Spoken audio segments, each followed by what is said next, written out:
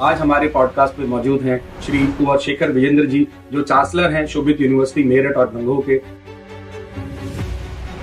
1989 में आपने 10,000 रुपए से इस संस्थान की नींव रखी थी। सर, ये आपका शुरुआत जो सफर था वो कैसे हुआ? कहीं ना कहीं ये पागलपन था कि कुछ ना कुछ अपना करना है। अब आगे क्या? अभी मुझे लग रहा है कि आने वाले कुछ साल वो कंसोलिडेशन के लिए हैं, वो चीजों को संभालने के लिए।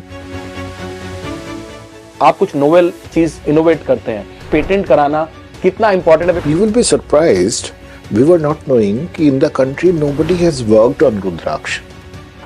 पुराणों में लिखी हैं या वो सब बातें जो हम लोगों ने सुनी है। एजुकेशन एक सेवा है, और अगर ये काम कोई करना चाहे अपने शहर, अपने कस्बे, अपने जिले में, वो शुरुआत कहाँ से करे? जैसे ही आपको अपने पर्पस की क्लैरिटी होगी तो शुरुआत अपने आप हो जाएगी। एआई आज के वक्त में लिख सकता है, पढ़ सकता है, कोड कर सकता है। स्टूडेंट के लिए भी ये कंफ्यूजन है, वो क्या करे? एआई को एक वंडरफुल टूल की तरह देख रहा हूँ। जो एआई को यूज करेगा खाली एज ए टूल, तो वो डेवलप कर पाएगा, और ये बदलाव आ रहा है। क्या ये कहीं हद तक जाके हमारे बच्चों की सोचने की क्षमता है, उस पर कुछ इफेक्ट डाल रही है? Technology can not make us डम। जो हमें डर है कि हमारे बच्चों का क्या होगा, ऐसा भी नहीं हो सकता है। हाँ, हमें सबको एफर्ट करना होगा इसे बैलेंस करने के लिए, बताने के लिए कि how much we have to use it. AI का जमाना है। आज हर पेरेंट, हर बच्चा ये सोच रहा है कि आगे क्या होने वाला है, और सबके मन में ये सवाल है कि एआई इस दुनिया को कैसे बदलेगा। आज हमारे साथ भारत के जाने माने शिक्षाविद, शोभित यूनिवर्सिटी के चांसलर श्री कुंवर शेखर विजेंद्र जी हमारे साथ हैं। आज उनके साथ में हम बात करेंगे 2047 का भारत, स्वर्णिम भारत जो हमारा अमृत काल है, वो कैसा होगा, और क्या क्या चीजें इस बदलते भारत के भविष्य को चेंज करेंगी। तो स्वागत है शेखर जी आज हमारे पॉडकास्ट पर, और शुरुआत कर रहे हैं। तो पहला सवाल मैं आपसे यही पूछता हूँ, 1989 में आपने 10,000 रुपए से इस संस्थान की नींव रखी थी, और आज ये संस्थान देश के नामी संस्थानों में आता है। तो सर, ये आपका शुरुआत जो सफर था वो कैसे हुआ, और क्या हर्डल्स रहे इस सफर में अभी तक? थैंक यू मोहित। सबसे पहले मैं आपको धन्यवाद भी देता हूँ, शुभकामनाएं देता हूँ। और मार्गरीटा एक बहुत अच्छा कार्य कर रही है। जी सर। और शिक्षा के क्षेत्र में जो आप ये शुरुआत कर रहे हैं, उन यात्राओं को जानने की, जिन यात्राओं ने कुछ मुकाम हासिल किए, तो ये एक अच्छा प्रयास है। और मैं उम्मीद करता हूँ इससे आने वाले जो हमारी युवा पीढ़ी है जी, उसे भी कुछ ना कुछ प्रेरणा भी मिलेगी, उत्साह भी मिलेगा। और आपका पहला सवाल भी उसी चीज़ पे सीमित है कि ये यात्रा शुरुआत कैसे हुई। 1989 एक वो समय था जब इस देश में कंप्यूटर्स की शुरुआत हो रही थी जी, बातें हो रही थी उसके बारे में। तब डॉक्टर शोभित कुमार, जो मेरे बड़े भाई भी हैं और इस संस्था के चेयरमैन भी हैं, उन्हें ये लगा कि हमें अपने क्षेत्र में कंप्यूटर एजुकेशन को ले जाना चाहिए जी, और युवाओं को वो सब मिलना चाहिए जो मेरठ, मुजफ्फरनगर, सहारनपुर या छोटे छोटे कस्बे और शहरों में नहीं मिल पा रहा है। उस टाइम दिल्ली के बाहर बहुत सारी चीज़ें नहीं थी। तो जो ये यात्रा है 10,000 रुपये की, ये 10,000 रुपये भी हमने अपनी बहन से उधार लिए थे और आज तक दिए भी नहीं है। तो वहाँ से शुरुआत हुई। और वो शुरुआत क्या थी? वो शुरुआत ये थी कि कुछ अपना शुरू करना है, नया शुरू करना है, और ऐसा शुरू करना है जिसका समाज पर इम्पैक्ट हो। आज जो मैं स्टार्टअप देखता हूँ, जब इन बच्चों को देखता हूँ जो नए स्टार्टअप्स आ रहे हैं, तो मुझे खुशी होती है। मुझे लगता है इनके अंदर वो जज्बा है। और आज उस तरह का इकोसिस्टम भी भारत सरकार ने बनाया है, पूरे देश में बना हुआ है कि सपोर्ट सिस्टम्स हैं। उस समय सपोर्ट सिस्टम कम थे, क्योंकि जब भी आप कुछ नया करते हैं, ऐसा नया करते हैं जो किसी और ने नहीं किया आपके परिवार में, आपके आसपास, तो पहली जो शुरुआत होती है जी, वो पहली शुरुआत ना से होती है। हर आदमी आपको मना करता है, अरे क्या करने जा रहे हो, इससे अच्छा कुछ और करो। और उस ना को यदि आपने सह लिया तो उसके बाद एक चुप्पी आती है। वो कहते हैं ये सुनते नहीं है, ठीक है, जो भी इन्हें करना है करने दीजिए। और चुप्पी के बाद एक सहमति होती है, और सहमति के बाद कहीं जाकर एप्रिसिएशन आता है। तो ये जो 4 स्टेप की यात्रा है, इस यात्रा में हम लोग भाग्यशाली इसलिए रहे कि हमें अपने घर से बड़ा सपोर्ट मिला।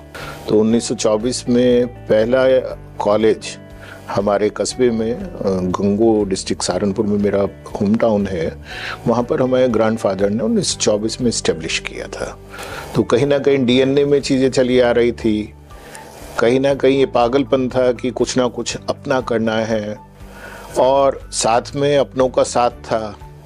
तो वो जो 10,000 रुपये थे वो भी एक बहुत बड़ा रकम थी कि अब तो हो जाएगा, और वो हो गया। सर, आज जो संस्थान आपका वहाँ से आगे आ गया, आपने इंजीनियरिंग कॉलेज से शुरुआत करी, फिर एक यूनिवर्सिटी बनाई, दूसरी यूनिवर्सिटी बनाई, एक मेडिकल कॉलेज बनाया, अब आगे क्या चीज़ें आप करने वाले हैं?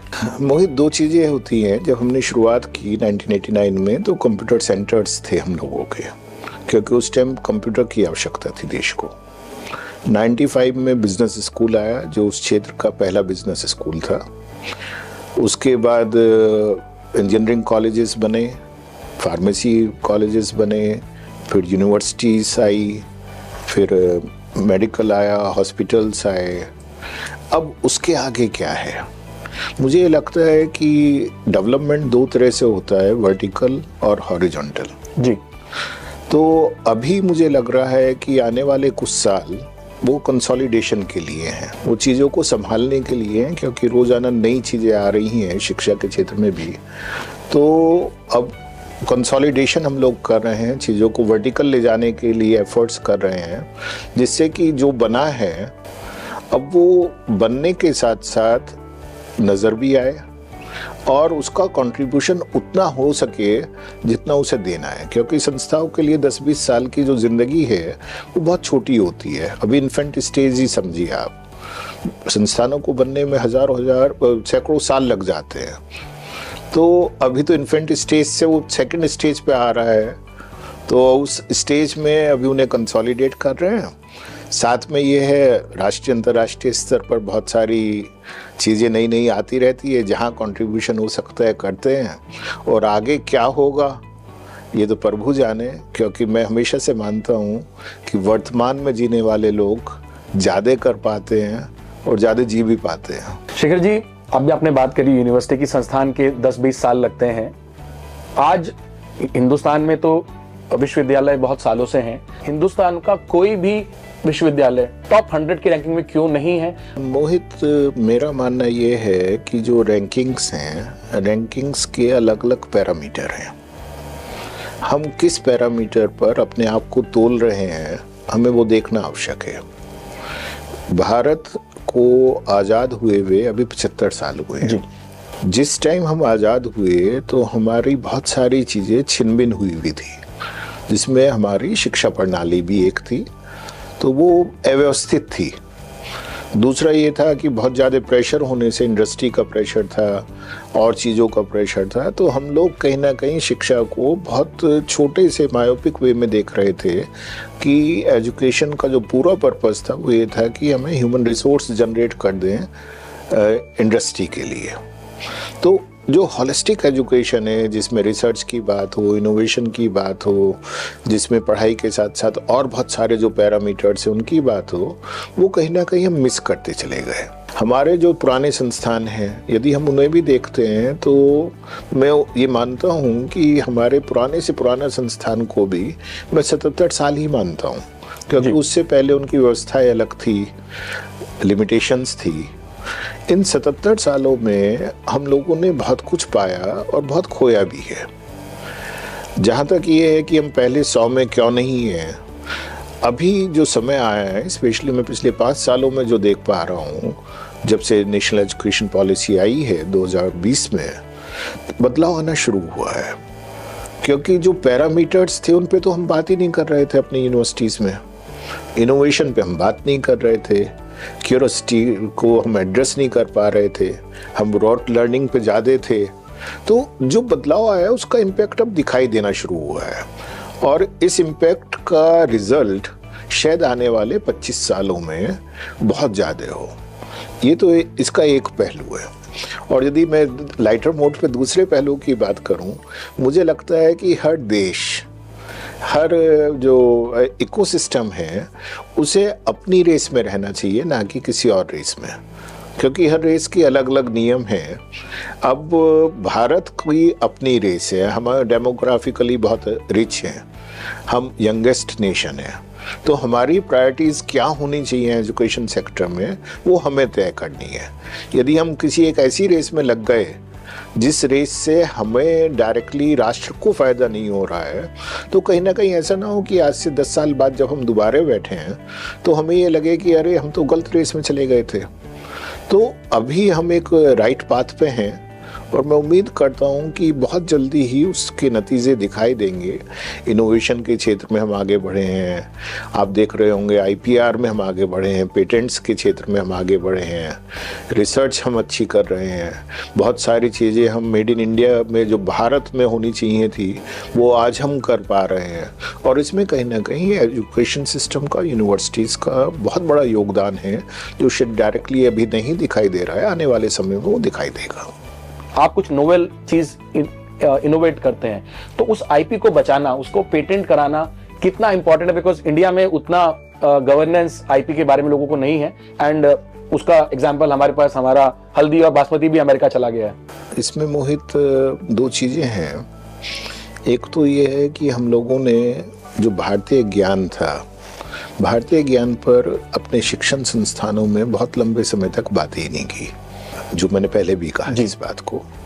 लेकिन अब हम इंडियन नॉलेज सिस्टम की तरफ वापस लौटे हैं, और इंडियन नॉलेज सिस्टम की तरफ जब हम वापस लौटे हैं तो वो सब चीज़ें जो हमारे यहाँ पहले से समाहित थी उन्हीं को रिसर्च करके उन्हीं को पेटेंट करा लिया बहुत सारे लोगों ने।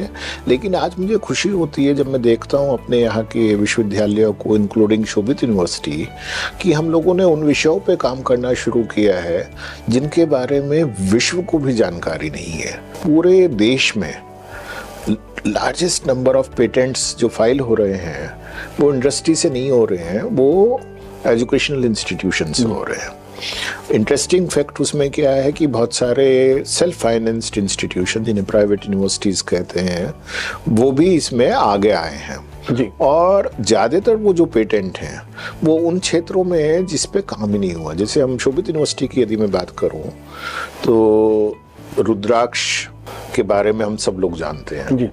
हम सब ने सुना है, बचपन से देखा है। हमारे यहाँ तो सिंबॉलिक उसे ये भी मान लेते हैं कि भाई सन्यासी है तो रुद्राक्ष पहना होगा जी। तो रुद्राक्ष की यदि मैं यात्रा पे जाता हूँ तो कहते हैं कि शिव तपस्या कर रहे थे, रुद्र शिव को कहते हैं, और उन्होंने आंखें खोली, एक अश्रु नीचे गिरा जी और उससे रुद्राक्ष बना। तो ये जो बात है शिव पुराण में लिखी हुई है।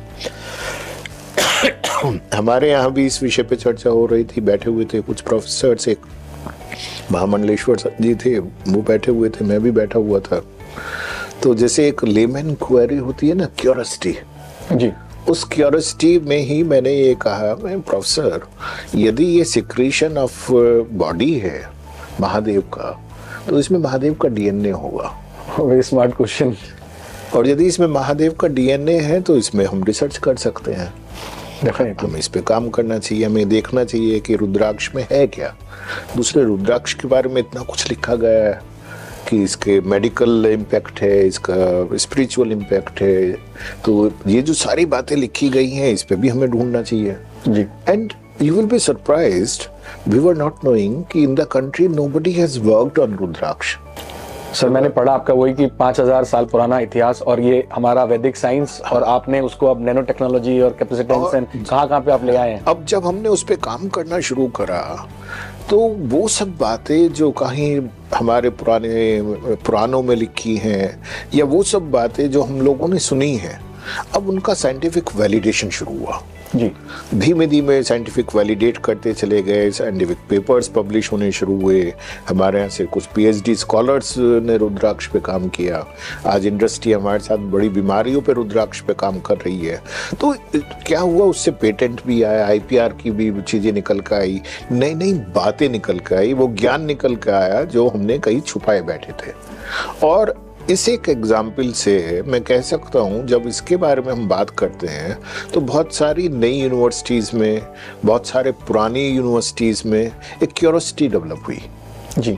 और अब तो भारत सरकार ने इसे फॉर्मलाइज करते हुए IKS के नाम पर, इंडियन नॉलेज सिस्टम के नाम पे शुरुआत ही कर दी है। ओके। तो अभी मैं कहीं बैठा हुआ था, मैं उस एग्जाम्पल को इसलिए ले रहा हूँ कि आपके माध्यम से मैं चाहूँगा उस बात को बहुत से लोग सुने और शायद कुछ करें भी। जी। देश के कुछ बड़े संस्थानों के, टेक्नोलॉजी के जो संस्थान हैं, उनके डायरेक्टर्स के साथ में बैठा हुआ था। तो ऐसी बात चल रही थी, हमारा ये था, हमारे पास वो सब चीज़ें हैं, तो पुष्पक विमान की बात आई। जी। तो मैंने उनसे ये रिक्वेस्ट किया, मैंने कहा देश के जो सबसे अच्छे टेक्नोलॉजी के संस्थान हैं उन्हें आप लोग हेड करते हैं। तो दो चीज़ें हैं, एक तो ये है कि आप और हम इस पे बात करते रहें कि पुष्पक विमान हमने बनाया था, ऐसा था, ये था, या ये है कि आप 4 संस्थान बैठे हैं, चलिए चारों जुड़ जाएं और एक पुष्पक विमान ही बना देते हैं। जी। और यदि हमने वो पुष्पक विमान बना दिया तो सारा विश्व हमारी बातों को और अच्छी तरह से मानेगा। वैलिडेट करना हमारी जिम्मेदारी है, वो हो गया जो हम बात करते हैं। जी। लेकिन अभी उस पर कार्य हमारा चल तो रहा है, धीमे धीमे चल रहा है। और मुझे खुशी है आपको ये भी बताने में यहाँ पर कि शोभित यूनिवर्सिटी ने अभी रिसेंटली एक सेंटर डेवलप किया है, centre for Indian knowledge systems, जिसमें रिसर्च भी होगी। 5 PhD स्कॉलर उसमें काम कर रहे हैं। और ये इसलिए नहीं कि मैं शोभित यूनिवर्सिटी की बात कर रहा हूँ, ये मैं इसलिए बता रहा हूँ कि बहुत कम प्राइवेट यूनिवर्सिटीज़ में जो सेल्फ फाइनेंस्ड हैं, इस तरह की चीज़ें हो रही हैं। इन्हें बढ़ाने के लिए हमें क्या करना होगा, जिससे ये जो टर्मरिक है, हल्दी है, अमेरिका ना करे, उसके लिए भारत सरकार को रिसर्च फैसिलिटीज़ को बढ़ाना पड़ेगा और दूसरे उनकी एक्सेसिबिलिटी सभी को देनी होगी। आज देश में कमी नहीं है इंफ्रास्ट्रक्चर की, बहुत बड़ा तंत्र है हमारे पास, लेकिन उस पूरे तंत्र में तत्व मिसिंग है कि anybody and everybody should have an access to use those facilities. If you have a curiosity and a question, तो you can find an answer using those facilities. जब वो शुरू हो जाएगा तो पेटेंट पे भी ज्यादा आएगा, IPR अच्छा होगा। और जो आपका इससे पहले सवाल था कि वो जो टॉप 100 की एक यात्रा है, शायद उसमें भी कहीं ना कहीं ये सारी चीजें कंट्रीब्यूट, क्योंकि वो मानक है, आपने पेटेंट्स कितने करे हैं, क्या नोबेल इनोवेशन क्या, सब कुछ हमारे पास है, पर उसको हम वैलिडेट नहीं करा पा रहे हैं। जो वेस्ट बोलता है उसी को मान लेते हैं। सर, एजुकेशन एक सेवा है, और अगर ये काम कोई आज का एंटरप्रेन्योर, एक स्टार्टअप फाउंडर अगर ये करना चाहे अपने शहर, अपने कस्बे, अपने जिले में, तो वो शुरुआत कहाँ से करें? देखिए, किसी भी चीज़ की जो शुरुआत है, उसका सबसे जो पहला कदम है वो है उसके पर्पस को डिफाइन करना। क्योंकि बहुत सी बार ये होता है, जब हम शुरू करते हैं ना, तो हमारे पास सपना तो होता है, उस सपने के पीछे छिपा हुआ क्या पर्पस है, उद्देश्य है, वो पता नहीं होता है। जैसे ही आपको अपने पर्पस की क्लैरिटी होगी तो शुरुआत अपने आप हो जाएगी। हमें अपना पर्पस पता था। पर्पस हमारा ये था कि जो गांव देहात, छोटे कस्बे हैं, वहाँ पर पढ़ाई के यदि साधन और संसाधन नहीं होंगे तो विकास नहीं आएगा। हम लोग पढ़ने जा सकते थे सहारनपुर, बसों से जाते भी थे, मैं भी सहारनपुर गया हूँ अपना ग्रेजुएशन करने गंगों से, लेकिन बेटियां नहीं जा पाती थी जी। जो छोटा किसान है वो अपने बच्चों को नहीं बेच सकता था। तो एक बड़ा क्लियर पर्पस था कि हमें अपने गांव में, अपने कस्बे में इसलिए एजुकेशन इंस्टीट्यूट बनाने हैं कि यहाँ पर शिक्षा का होना आवश्यक है, जिससे यहाँ का डेवलपमेंट हो, विकास हो। और यही बात हर नए एंटरप्रेन्योर पे, हर नए स्टार्टअप पे लागू होती है कि सबसे पहले आपको वो पर्पस डिफाइन करना है कि आप किस लिए आ रहे हैं। और जैसे ही आपका पर्पस डिफाइन होता है तो आपके सपने मजबूत हो जाते हैं। मैं हमेशा एक बात कहता हूँ, जो यंग एंटरप्रेन्योर्स हैं, स्टार्टअप मीटिंग्स में भी कहता हूँ कि those who dare to shout their dreams loud, only they can be successful. तो जो ये है ना, पहली शुरुआत यहाँ से करनी होगी। उसके बाद जहाँ तक है संसाधन की बात की, हमें पैसा कहाँ से आएगा, मैं हमेशा ये मानता हूँ कि समाज में बहुत सारे लोग हैं देने वाले। आज तो वैसे भी पूरा इकोसिस्टम है, स्टार्टअप इकोसिस्टम पूरे देश में बना, उत्तर प्रदेश में तो बहुत ही काम हो रहा है इस पे। लेकिन बहुत सारे लोग हैं जिनके पास है, लेकिन उन्हें के पास पर्पस नहीं है। तो यदि आपका पर्पस और उनके होने से, उनके पास होने से मैच कर गया, तो उन्हें आज हम एंजल इन्वेस्टर कह देते हैं, उन्हें आप कोई और नाम दे देते हैं, but there are people around those who are there to support. The thing is that one, your purpose has to be very clear. Two, your conviction has to be there, that you can shout your dreams loud anywhere in biggest crowd. You can say, look, tomorrow I am going to build the best institution of the world. Yeah, I am going to do this thing. तो ये जो conviction है, सिर्फ इसकी आवश्यकता है और सारी चीज़ें तो अपने आप बनती चली जाएंगी और आ जाएंगी. और ये मैं इसलिए बता रहा हूँ क्योंकि मैंने 36 साल में ये सब देखा है, जिया है, किया है. सर आपने बहुत सही बात बोली. और अब ये तो पर्पस मिल गया, अब सर एक्रेडिटेशन जो होगा वो कहाँ से, मतलब कहाँ से शुरुआत होगी? मतलब अगर मैं एक स्कूल शुरू करना चाहूँ या एक यूनिवर्सिटी शुरू करना चाहूँ तो उसका पहला स्टेप क्या है? मोहित, तो ये जो पूरे प्रोसेस है ना, अब मैं दोबारा यदि अपनी यात्रा पे चला जाता हूँ तो बड़ी इंटरेस्टिंग है वो सारी चीज़ें कि बहुत से दफ्तरों के बाहर बैठे रहना. हाँ सर, वही बड़ी इंटरेस्टिंग, वही मैं जानना चाह रहा हूँ कि इसको फास्ट ट्रैक कैसे किया जाए. आज जमाना बदल गया, आज तो डिजिटल जमाना है, 99% चीज़ें सब ऑनलाइन है. मैं हमेशा कहता हूँ कि जो लोग पहले रेगुलेटर्स थे आज वो फैसिलिटेटर्स हो गए हैं जी. ये गुड गवर्नेंस का एक अच्छा एग्जाम्पल है.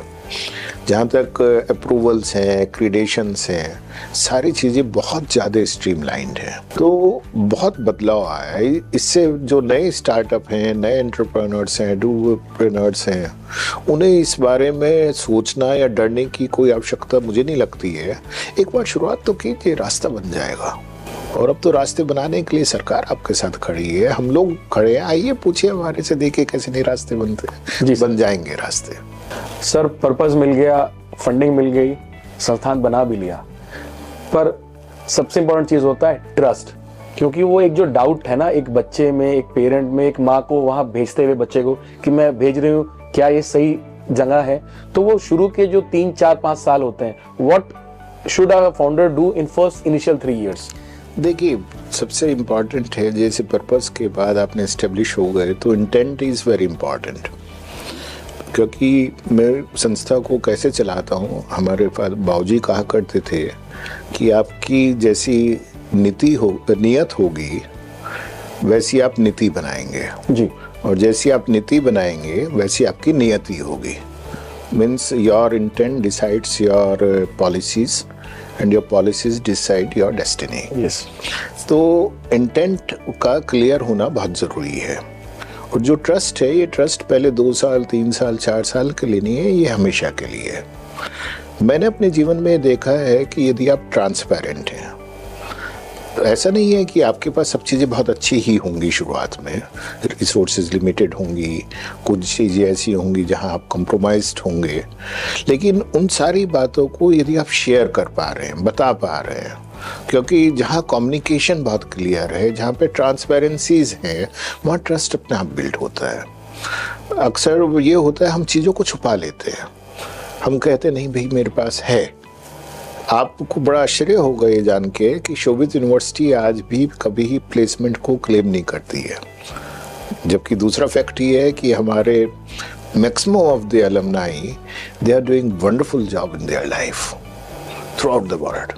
क्यों नहीं करते हैं?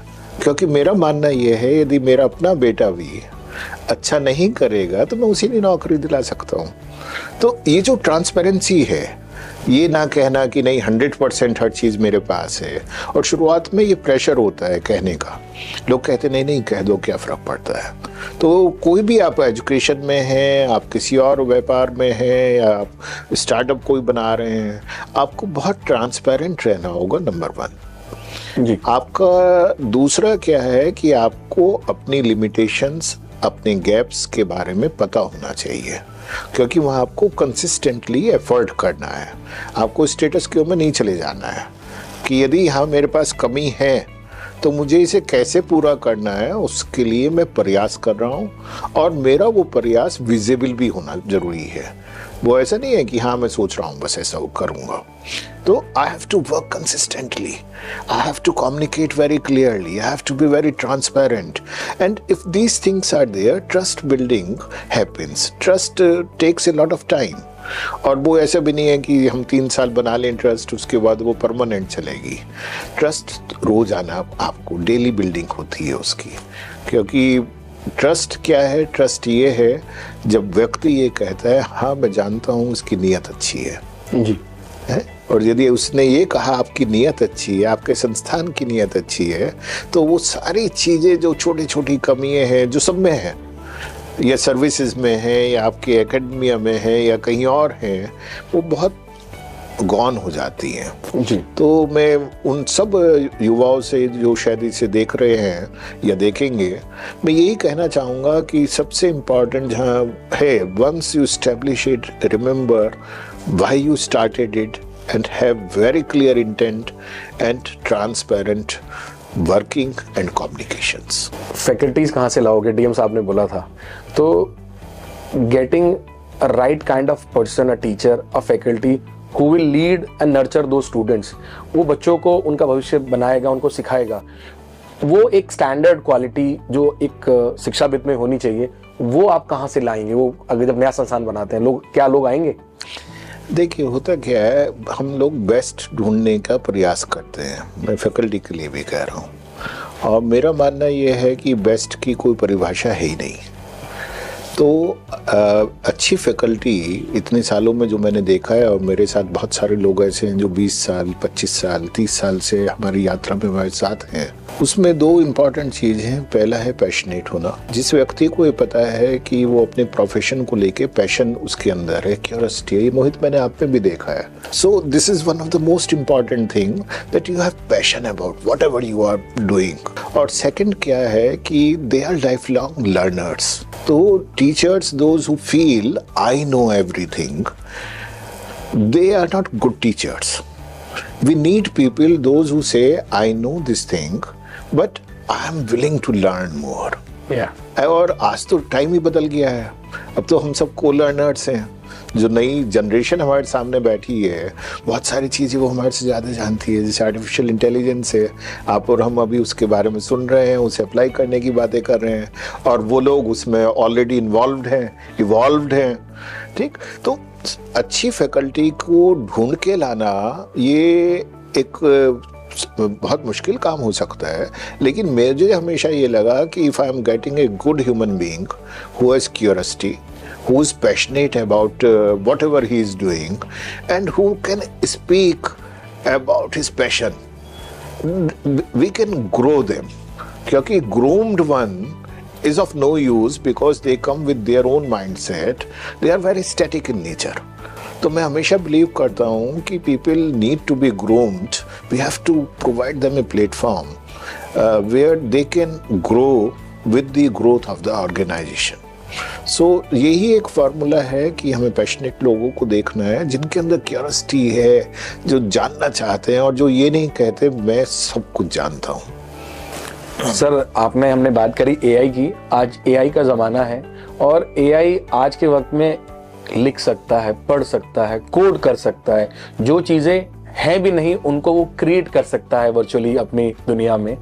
तो अब जो स्टूडेंट है, अब स्टूडेंट को सर आगे पेरेंट भी परेशान है और स्टूडेंट के लिए भी ये कंफ्यूजन है, वो क्या करे, मतलब व्हाट नेक्स्ट? एक्चुअली क्या हुआ है, एआई की जब हम बात करते हैं, हमने एआई को, यदि मैं बहुत लेमन वाली भाषा में बात करूं, उसे एक हवा बना दिया। और जब भी एआई के हवा को मैं देखता हूँ, सुनता हूँ कि ये सब जॉब्स को खा जाएगा, ट्रांसफॉर्मेशन हो जाएगा, अब हमारे पास नौकरी नहीं बचेंगी, तो मुझे एक बहुत पुराना किस्सा याद आता है। जब कंप्यूटर्स इस देश में नए नए आए थे, तो एक बड़े बिहार के नेता ने पार्लियामेंट में ये कहा था कि ये जो कंप्यूटर आ रहे हैं, कल ये हलों में कंप्यूटर लगा देंगे और बस बैल भी कंप्यूटर चलाएगा और तुम सब खाली हो जाओगे, बेरोजगार हो जाओगे। कंप्यूटर का विरोध किया था इस तरह से। लेकिन क्या हुआ कि वो कंप्यूटर्स जो हैं वो देश के विकास में काम है, पूरे विश्व में डेवलपमेंट है। ऐसे ही मैं आर्टिफिशियल इंटेलिजेंस की जब बात करता हूँ, तो जनरेटिव एआई की बात करें या जो भी बात करें, हमें 2 बातें समझनी होंगी। AI is a creation of human being, उसे हमने बनाया है।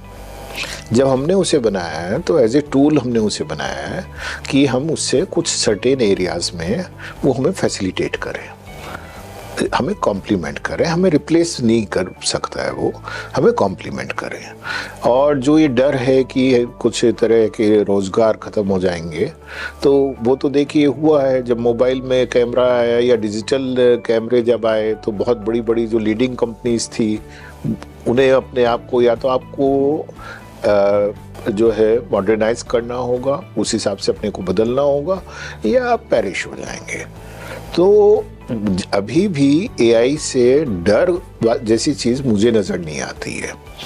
जहाँ तक ये है बच्चों में कन्फ्यूजन है वो क्या करें। बच्चों को देखिए, एजुकेशन में, नई एजुकेशन पॉलिसी में सबसे अच्छा क्या है, हमने हॉलिस्टिक डेवलपमेंट की बात की, जिसमें क्रिएटिविटी की बात की, जिसमें हमने क्यूरियोसिटी की बात की। एआई में वो डेटा ही अवेलेबल है जो आपने, मैंने, किसी और ने फीड किया है जी। वो अपनी तरफ से नया कुछ नहीं क्रिएट कर सकता। उसके अंदर क्यूरियोसिटी नहीं है कि वो अपना आप सवाल बना के अपना आप जवाब देने लगे कि अरे आज ऐसा क्यों हो रहा है। कोई पूछेगा तो शायद वो बता पाए। हाँ, एजुकेशन सेक्टर के लिए एक सबसे इंटरेस्टिंग बात क्या हुई कि आज हमारे टीचर्स को दोबारा से क्रिएटिविटी और एक्सपीरियंशियल लर्निंग की ओर जाना होगा। हम लोग जो पहले हो रहा था ना स्कूलों में, कॉलेजों में, कि one course curriculum for everyone, one size fits all, yes, अब वो नहीं रहेगा, क्योंकि एआई हमें पर्सनलाइज्ड लर्निंग की तरफ ले जा रहा है। एआई स्लो लर्नर को आइडेंटिफाई कर पा रहा है, फास्ट लर्नर को आइडेंटिफाई कर पा रहा है, वो ये बता पा रहा है कि किस चीज़ में आपका इंटरेस्ट ज़्यादा है। और ये हमारे यहाँ तो हमेशा से रहा है। यदि हम आश्रमों की बात करें, 5 पांडव गए थे, गुरु तो एक ही थे, आश्रम भी एक ही थे, लेकिन पांचों ने अलग अलग विधा सीखी जी। क्यों सीखी अलग अलग विधा? नहीं तो सबको धनुर्धर बना देना चाहिए था, या सबको जो है गदाधारी बना देना चाहिए था।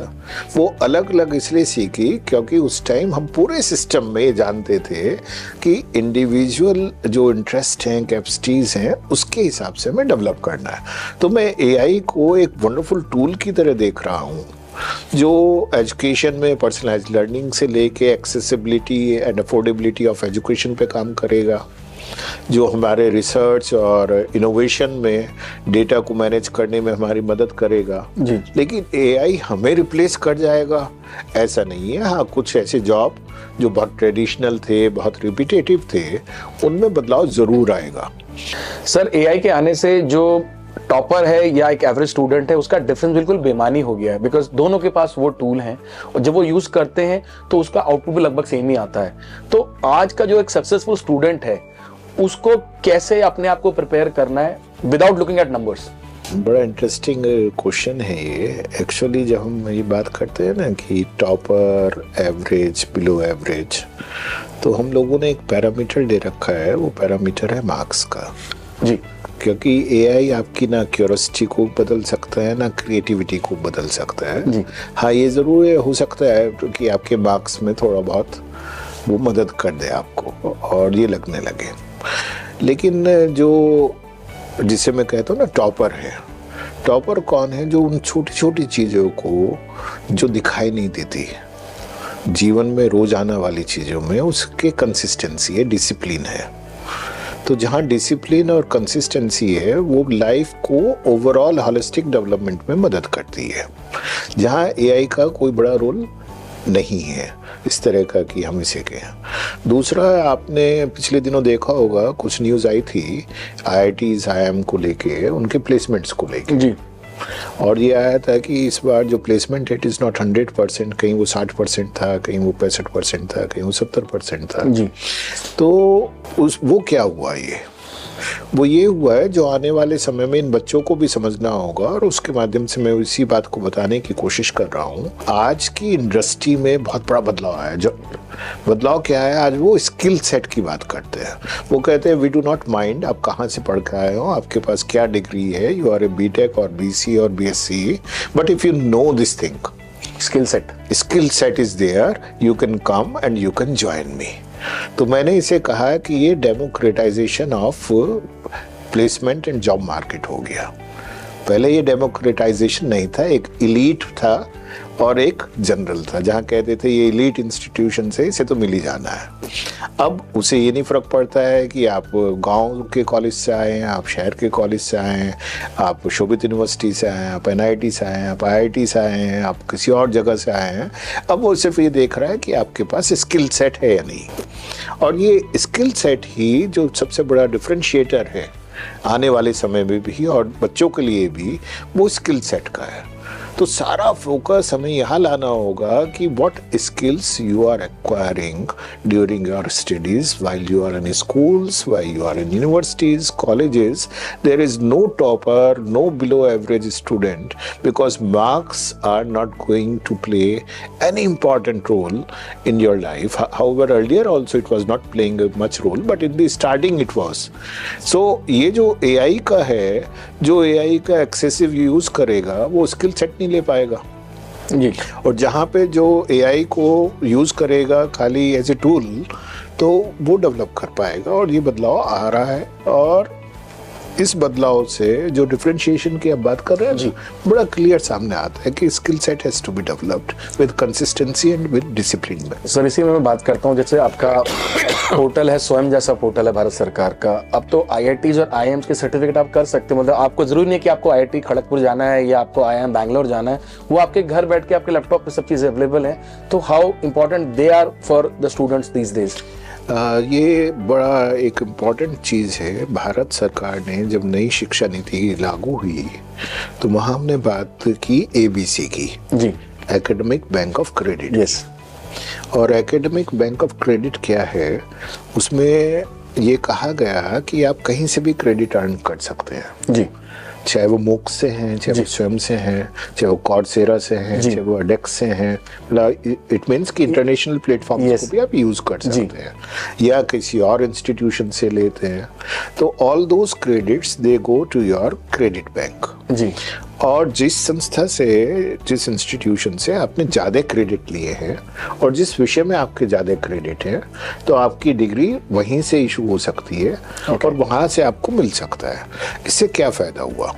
पहले लर्निंग जो थी वो लिमिटेड थी और डिपेंडेंट थी on the resources available with the institution where you have taken admission जी। यदि कोई मान लिया एक कस्बे में पढ़ रहा है किसी स्कूल में, वहाँ जैसे टीचर है वो उतना ही समझ पढ़ पाता था जी, जैसी सुविधा है वो वैसे ही पढ़ पाता था। आज पूरी दुनिया हमारे सामने खुली है। स्वयं ने तो बहुत ही अच्छा कार्य किया, और साथ में आज जो इतने सारे MOOCs के प्लेटफॉर्म हैं, तो बहुत सारी पूरी दुनिया खुल गई है जी। आज क्या है कि मुझे जो भी पढ़ना है, यदि वो X यूनिवर्सिटी में, X इंस्टीट्यूशन में अवेलेबल है MOOCs में, I can go and learn from there.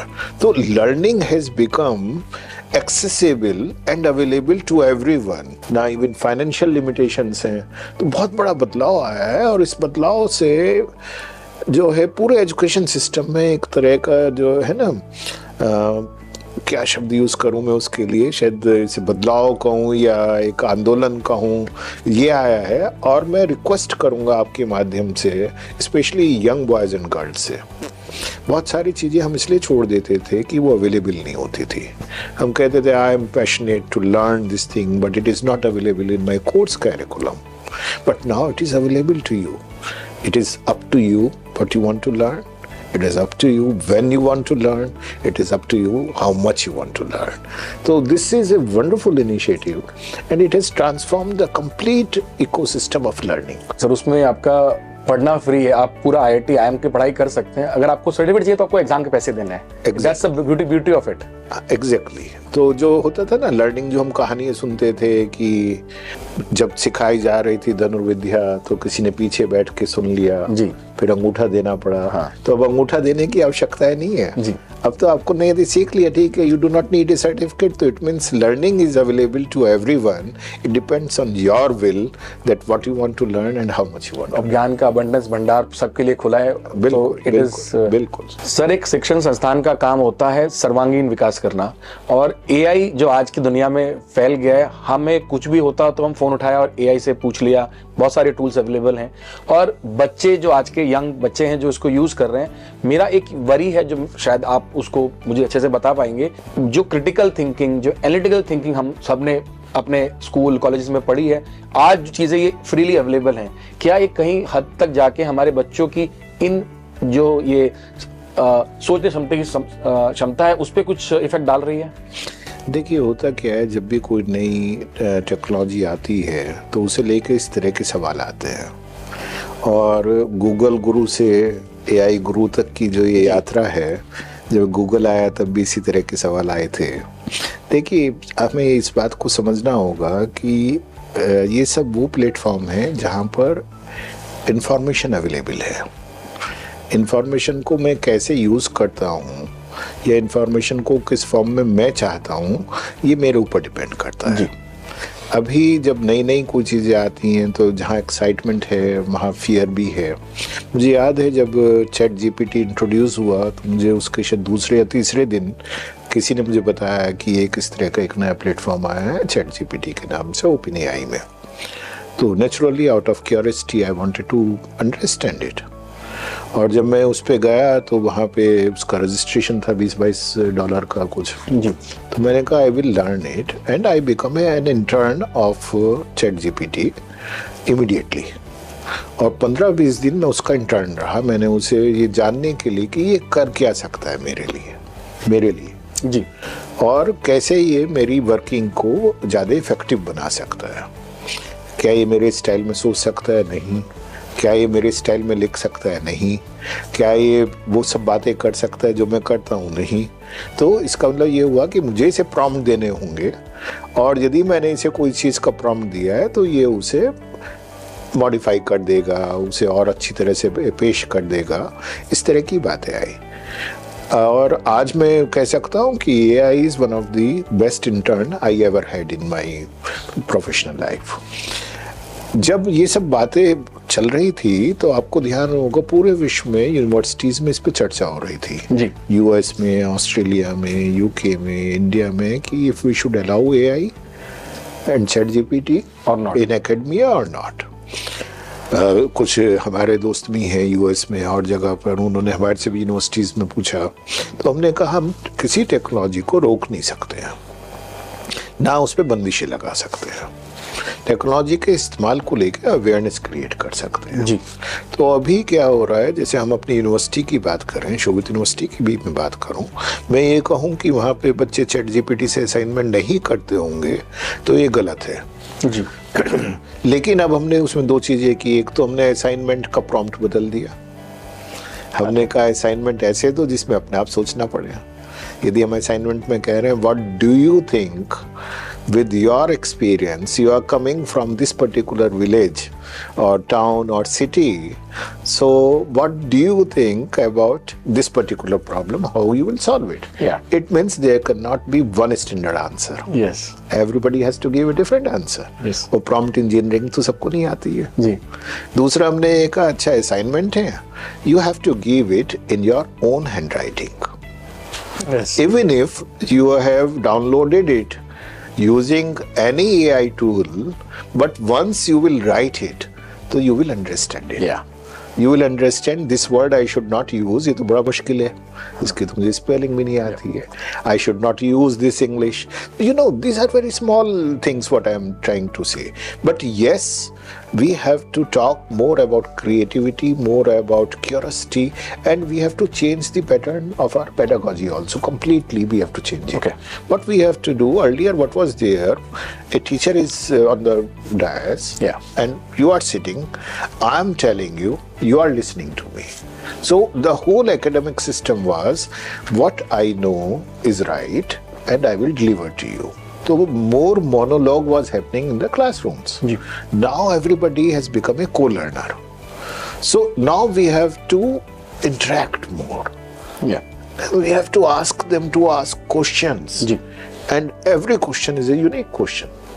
When queries will be there, answers will come, even if you are using different platforms, but you have to think. और ये जो thinking है ये हमें स्कूलों में ले जानी पड़ेगी, ये हमें अपने घरों में लानी पड़ेगी, बात करनी पड़ेगी बच्चों से, सवालों के जवाब ढूंढने होंगे, और कहीं ना कहीं दोबारा से लौटना होगा उन सब अच्छी आदतों पे जो हमने छोड़ दी हैं। अभी आज सुबह ही मैं कहीं बात कर रहा था तो मैं पंचतंत्र की एक कहानी सुना रहा था। तो जिससे सुना रहा था उसने ये नाम भी नहीं सुना था। उसने कहा यार कहानी आपने कहाँ पढ़ी? मैंने कहा मैं तुम्हें वो किताब गिफ्ट करूंगा। तो ये जो था ना, वो जो छोटी छोटी कहानी थी, वो जीवन का सार था। अब वो जीवन का सार बताने की ना तो हमारे पास समय है। हमने कहा नहीं, हर चीज हम गूगल से ढूंढेंगे, अब ChatGPT से ढूंढेंगे। इस बदलाव को लाना पड़ेगा, नहीं तो बच्चों में curiosity, communication, connectivity, collaboration, creativity, ये जो बहुत सारे सी हैं, ये सी मिसिंग है जी। And when you do not see, you are missing something. तो एक तो ये है। दूसरा क्या हुआ है, टेक्नोलॉजी के साथ साथ हम लोगों ने सेल्फ को जानने की एक जो था ना क्यूरियोसिटी जी, उस पर हम बात ही नहीं कर रहे हैं। एजुकेशन सिस्टम में भी बहुत ज्यादा नहीं बात कर रहे हैं। तो मैं अभी कहीं गया तो वहाँ पे वो सेल्फी का बड़ा आजकल हो रहा है जी। तो एवरीबॉडी वांटेड ए सेल्फी।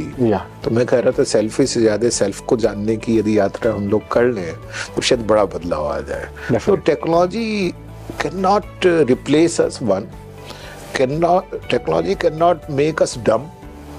जो हमें डर है कि हमारे बच्चों का क्या होगा, ऐसा भी नहीं हो सकता है। हाँ, हमें सबको एफर्ट करना होगा इसे बैलेंस करने के लिए, बताने के लिए कि how much we have to use it.